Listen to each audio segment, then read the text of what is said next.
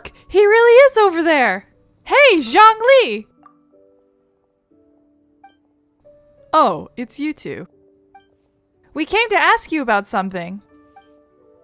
Would you mind waiting for the moment? I'm currently in the middle of something. What are you busy with? Speaking of which, to think that you managed to return so quickly. What speed!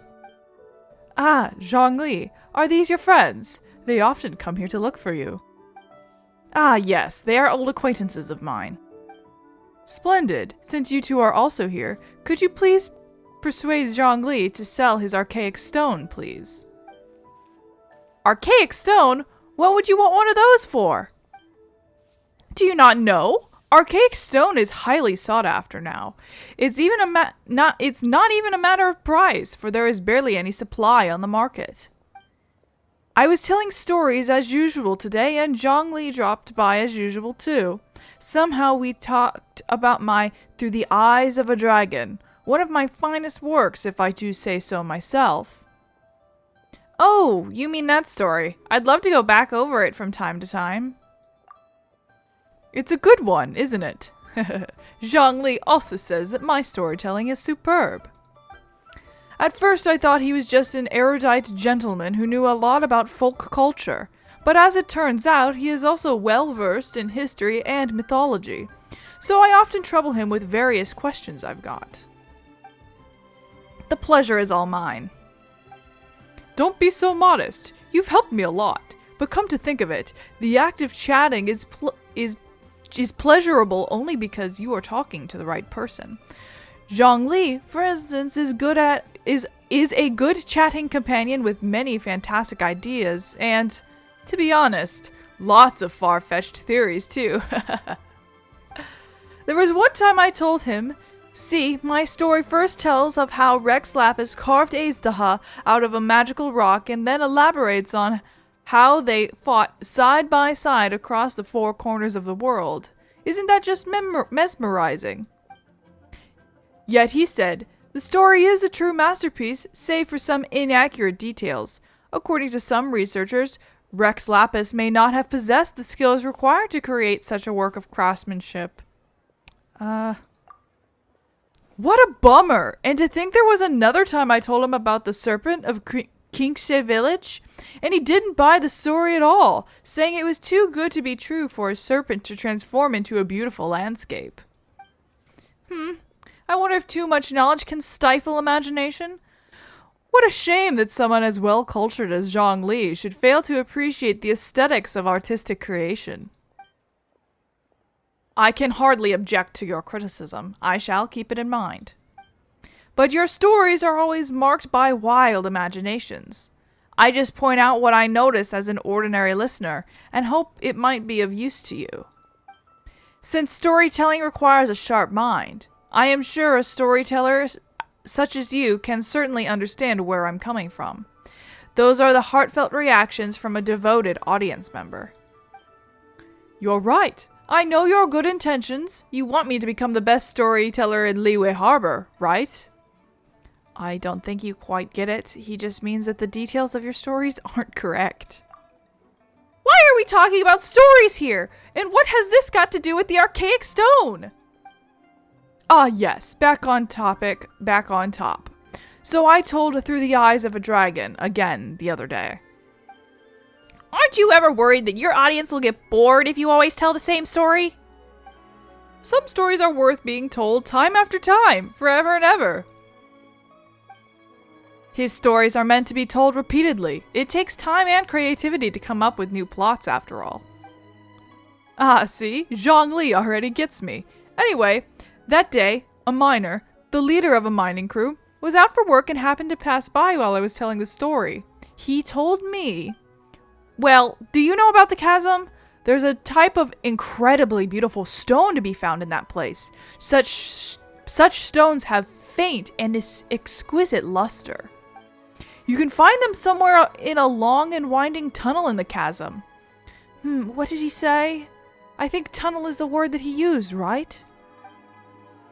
You could probably say that. Huh. The chasm must be quite a mysterious place, even if someone as well-traveled as Zhongli has never been there. I guess that's got to be because no one was allowed to go in until recently, when mining operations resumed, and I only heard about that from others. Ah, yes indeed. The miner said that the stone springs forth within a tunnel.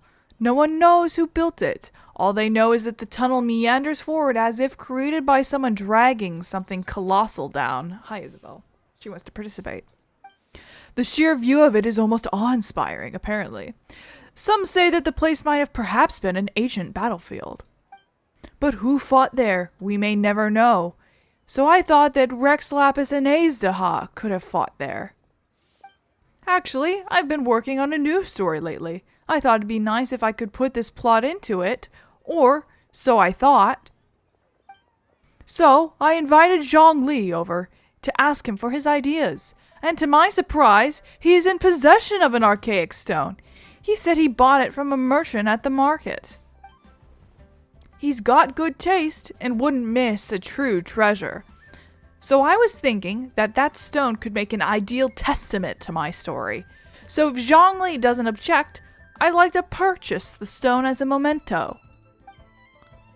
Zhongli, are you really gonna sell him the stone? That is the stone that Azdaha gave him, or Kunjun at the time. Yes, Tian is an ingenious storyteller and I enjoy his stories very much. It's my pleasure to be able to contribute to his creation. Huh? That said, if I sold him the stone, it would undermine the credibility of his story. As we have discussed before, Rex Lapis sealed Azdaha underground. According to experts, there are many caves and mining tunnels in the chasm. It would be a constant disturbance to people there if Azdaha really was sealed there. Would Rex Lapis not have considered that? That makes sense. You're right. Azdaha wouldn't... Or Azdaha? Why did I read that as Azdaha? It literally says Rex Lapis. Rex Lapis wouldn't have done something so careless. Yep, that's a good point. To be honest, I wanted to exchange my favorite folding fan for Zhongli's archaic stone. Huh? There's an illustration on it. I love to have this fan in hand while telling through the eyes of a dragon. Upon it is drawn a dragon soaring into the skies, its body free to roam the world and its spirit unbound to aim high. It is an inspiring view. Whoa. This sort of fan's really rare, you know. Even Paimon wants it now. Oh, right. Don't we have an archaic stone, too? Really? Then would you mind giving it to me? You can have my folding fan. Might I have a word? The archaic stone is precious indeed, and your folding fan is also a work of art. I would advise against exchanging them as you would ordinary goods.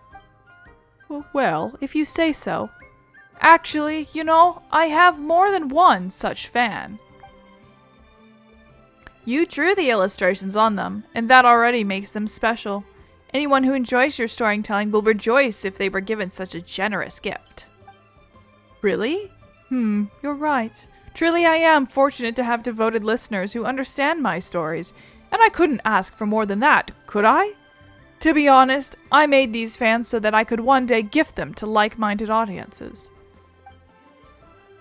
And you certainly are such audiences. So they were always meant to be yours.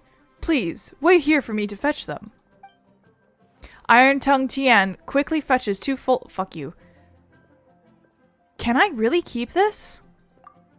Yes, of course. You are my audience, and that makes you a worthy recipient. Besides, I've made several such fans, so don't worry. Just take it. And Zhongli, there's no need to be so formal with me either. It's just a handmade fan. I hope it's not too meager a gift for you. I'll gladly take it. Thank you. An exquisite work of art indeed. It is truly something worth treasuring. Oh, right. Actually, we came to ask Zhongli about something. Can we talk to him for a moment? Have I taken up too much of your time? Oh dear. Well then, please, go ahead. There's no need to apologize. You have my gratitude. Zhongli, were you at the chasm? And you saved us too, didn't you? Thank you. Zhao also said that he wouldn't have been able to escape without your help. Oh? Did he say so? Interesting. How time flies. Even he has learned to open up to others. So, what were you doing at the chasm? Was I at the chasm? How curious. I must admit that this is the first time I'm hearing of such a thing. Huh? Stop playing dumb! Why would I play dumb? This fan is of high quality indeed. Zhongli! Now that I am on vacation, I just take my time and walk around. I say that anything I run into is a happenstance of fate, for which I shall take no credit. Come to think of it, it's nice to travel to different places and witness many things in this vast world. They always bring old memories back. Do you miss the past? Not at all. I'm immortal now, and being mortal means living in the present. A dragon soaring into the skies, its body free to roam the world and its spirit unbound to aim high. Most inspiring indeed. With much to be perceived in the four corners of the world, and much to marvel at amongst the mountains and waters, I believe I must travel still more in the future.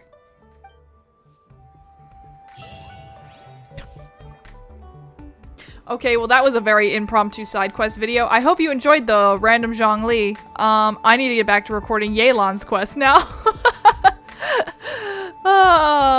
Here, what can we do as an outro? Let's do this. Bye!